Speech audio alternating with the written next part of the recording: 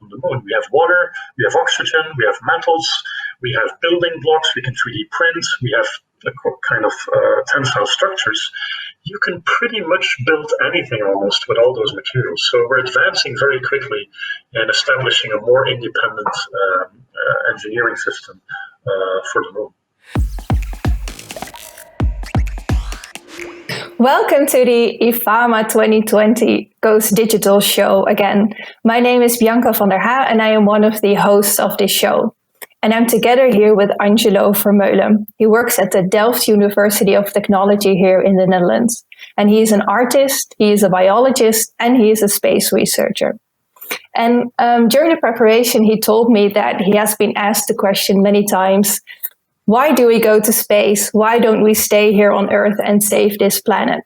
Well, I won't ask you that question, but Angelo, what I would like to know is why is it so clear to you that we are going to the moon, that we are going to Mars? Well, it is interesting to talk about the motivations of going into space, I'm not going to lie.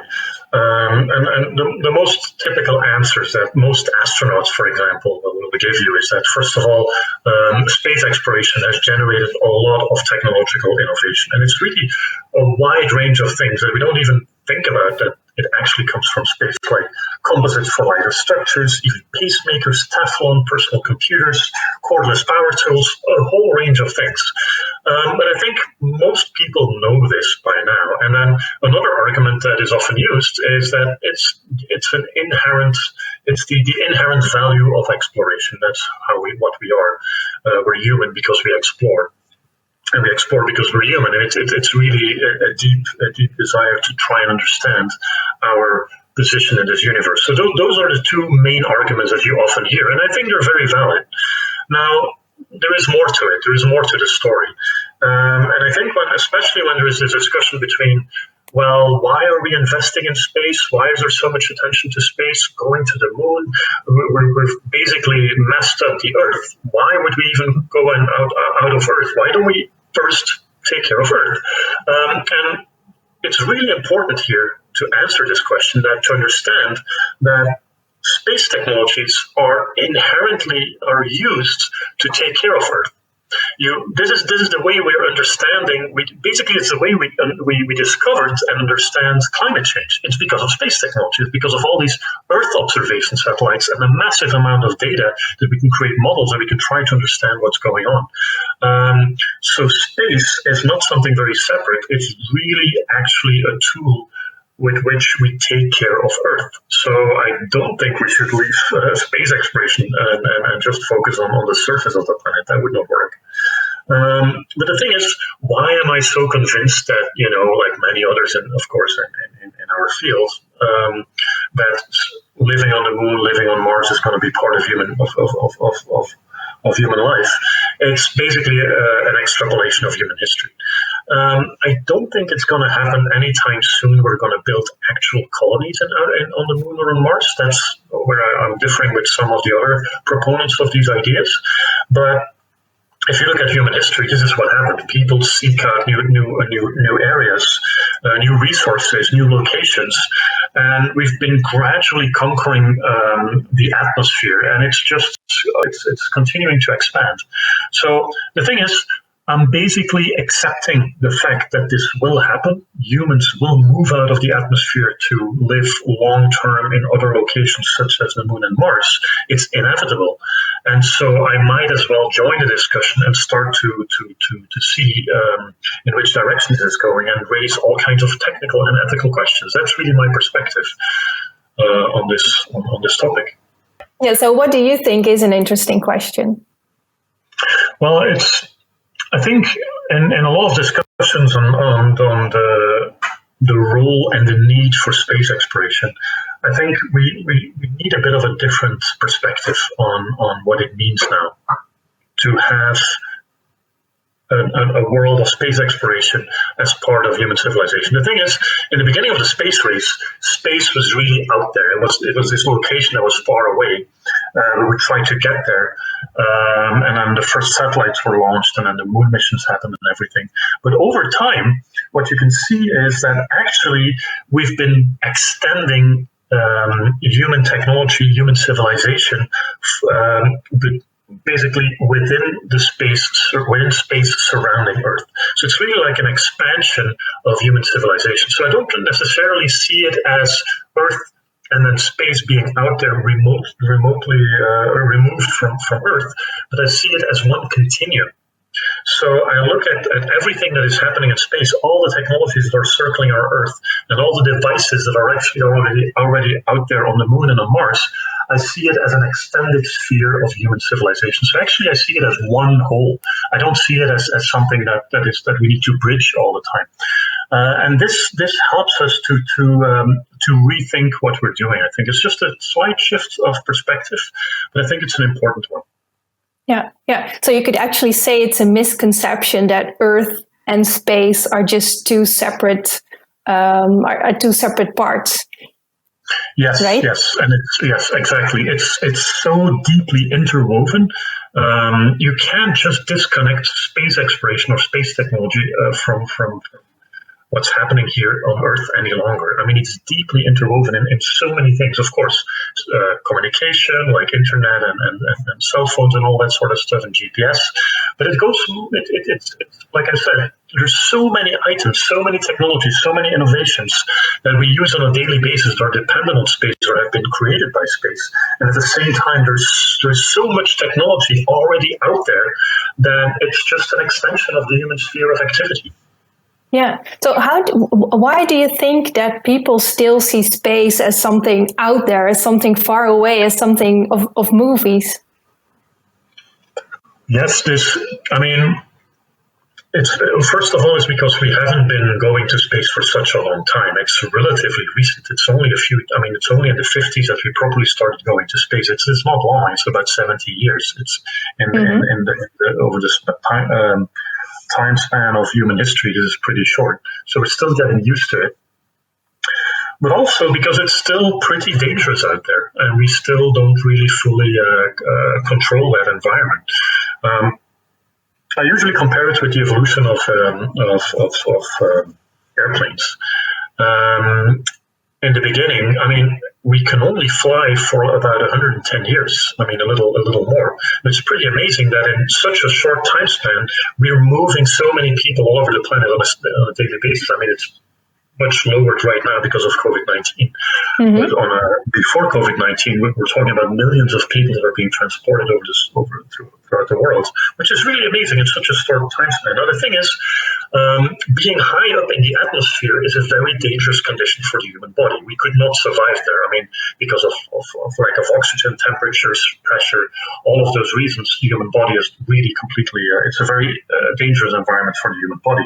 Nevertheless, we have developed our culture and our technology to such an extent that we're fully at ease, very high up, very remote from the Earth's atmosphere, in a dangerous environment, watching movies, eating and drinking, talking to people, surfing the internet.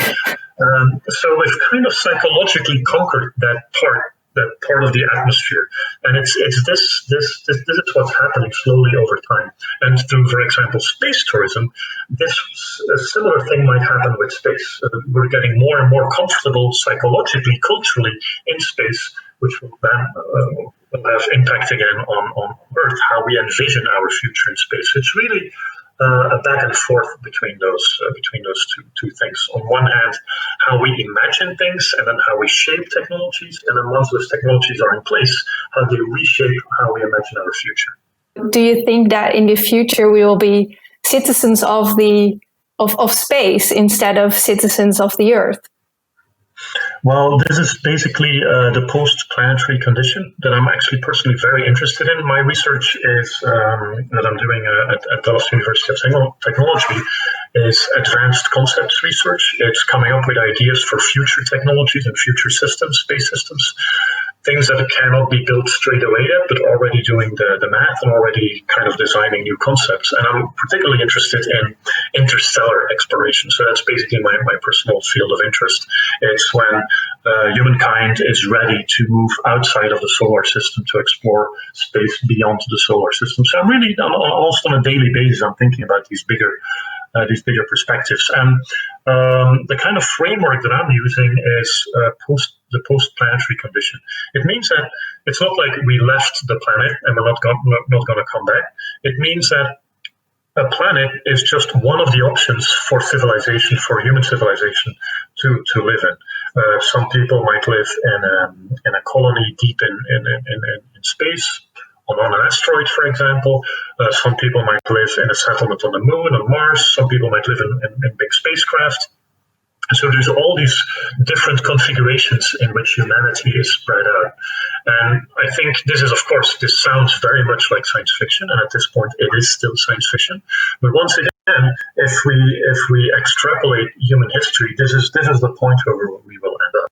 Now, this is nothing for the next 10, 20, or 30 years. We're really talking about deeper time. We're talking about a century, 2 centuries ahead. But I do believe this is going to happen. Do you actually see other misconceptions that people have about space, about living on the moon or living on Mars? Well, there are a few misconceptions that I'm always like, when I read it in the news, I'm always having second thoughts. For example, this enthusiasm that we're going to build colonies on the moon and Mars, or Mars, is something that I think is a bit exaggerated. And even the word colony is a very heavily loaded word that, some people are advocating not to use the word colonization in space any longer, because it's really, and we should talk about settlement, space settlement. Okay. But in any case, building settlements on the moon and Mars in the next 10 years is not really what's going to happen, I think. The thing is, the first thing we're going to focus on is to build scientific bases, like a scientific station, just like it happens on Earth and in the polar regions. You usually have a scientific station there, and I think that might be relatively soon that we'll have some scientific station, but actually having a colony or a settlement where people live and they never go back to Earth and they get children and et cetera, that's not any time soon. So that's something that is often confused. People are confused about it. What is a scientific station? Scientific station is basically an outpost, a habitat where people can survive for a certain amount of time, and it doesn't necessarily need to be inhabited all the time. It can only be inhabited a few months a year, and then the people that are living there are not living there to build a new society or a new city or something, but they're there strictly for research, and they're gathering as many data as they can for the short amount of time they are there, and then they go back to Earth. That's a scientific research station. And that's something I can imagine would happen in the next 10, 20 years. People know that it's pretty feasible to go to the moon. I mean, we've been there. It's a couple of days. You're on Mars, you're on the moon, you're on the surface of the moon, you do some research, you come back. And so it's almost as if Mars is just the next step, Now, going to Mars is a whole different story than going to the moon. I mean, it's hardly comparable. So there's also a bit of misunderstanding there. It's for various reasons. I mean, it's because it takes for much longer. It's much further away. The dangers are much bigger. It's also much more difficult to get away from Mars again. So it's a challenge which is completely different than going to the moon. So it's not like we went to the moon, why didn't we go to Mars? Well, it's something else. One of my favorite misconceptions of future settlements on space is these images, and especially it looks good when you're making illustrations about space settlements on Mars. These greenhouses.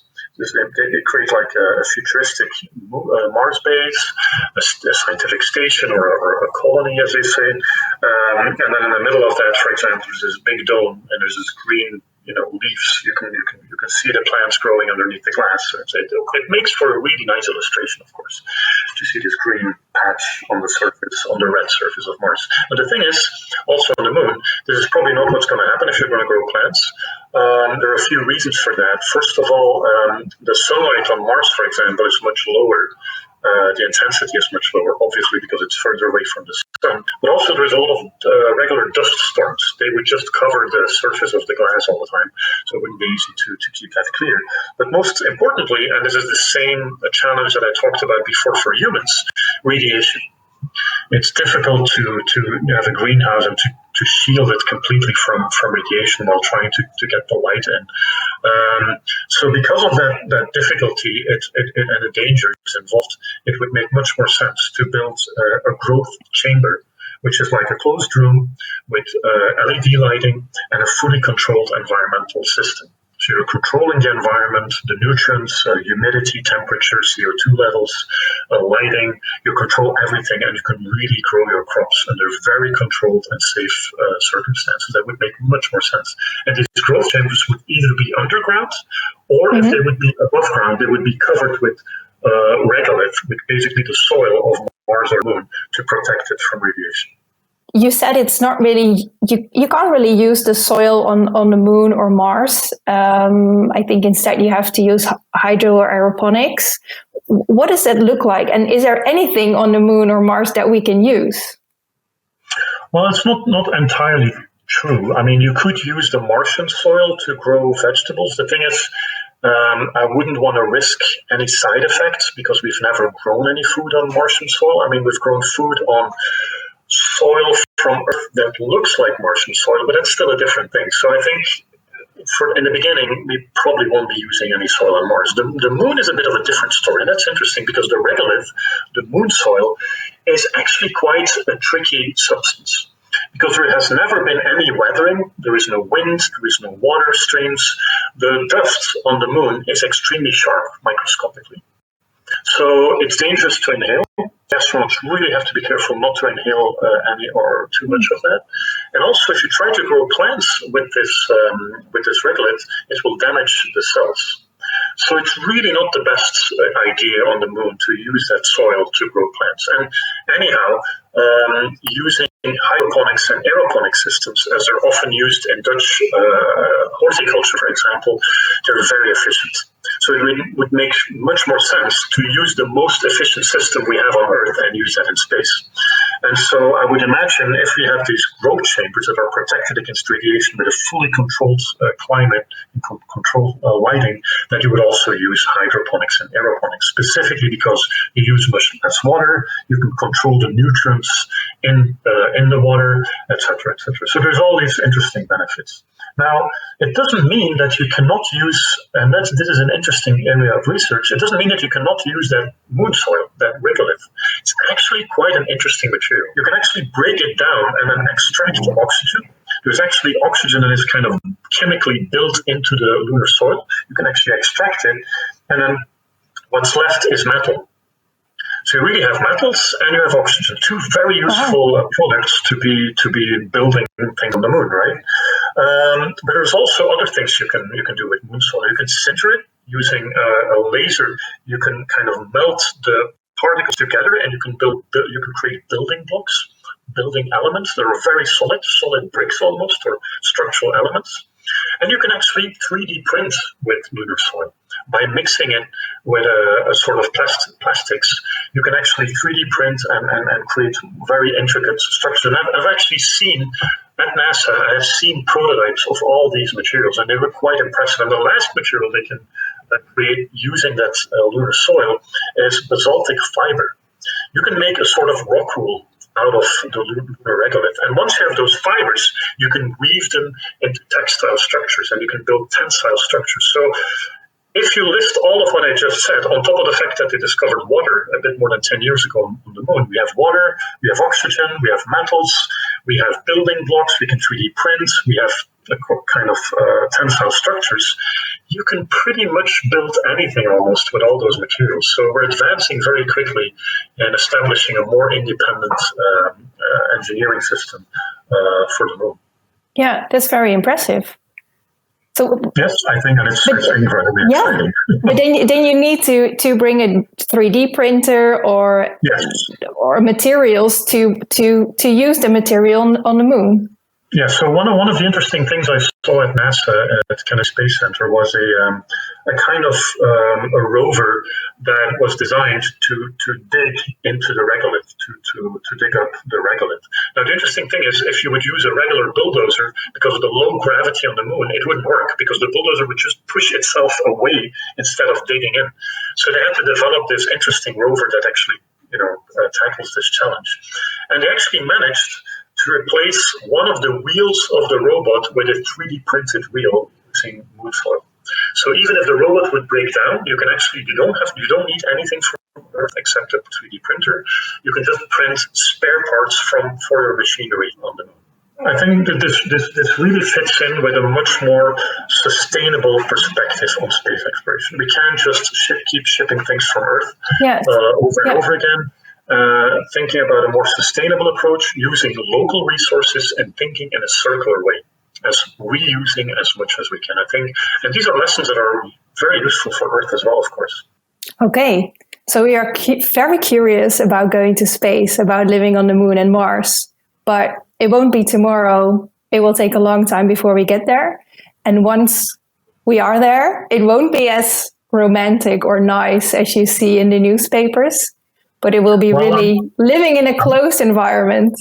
It'll be much more closed in and yes, less open, not with greenhouses and everything. But I still believe it will be very exciting to be living on the moon.